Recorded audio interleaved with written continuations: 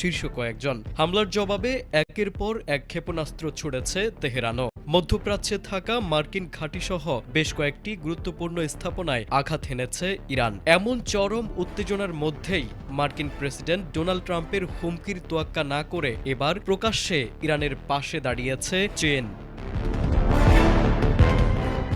চীনের পররাষ্ট্রমন্ত্রী Wang Yi সোমবার ফোনালাপে তার ইরানি সমকক্ষ আব্বাস আরাগচিকে জানান, যুক্তরাষ্ট্র ইসরায়েলের হামলার বিরুদ্ধে আত্মরক্ষায় তেহরানকে সর্বোচ্চ সমর্থন করে বেইজিং। ইরানের সার্বভৌমত্ব, নিরাপত্তা, ভৌগোলিক অখণ্ডতা ও জাতীয় মর্যাদা রক্ষায় শক্ত অবস্থান নিয়েছে চীন। পররাষ্ট্রমন্ত্রী ওয়াং ই অভিযোগ করেন, যুক্তরাষ্ট্র ও ইসরায়েল ইচ্ছাকৃতভাবে ইরানের বিরুদ্ধে যুদ্ধ উস্কে দিয়ে জাতিসংঘ সনদের উদ্দেশ্য ও নীতিমালা লঙ্ঘন করছে। তিনি জানান, চীন জাতিসংঘ নিরাপত্তা পরিষদের প্ল্যাটফর্মের মাধ্যমে যুদ্ধ বন্ধে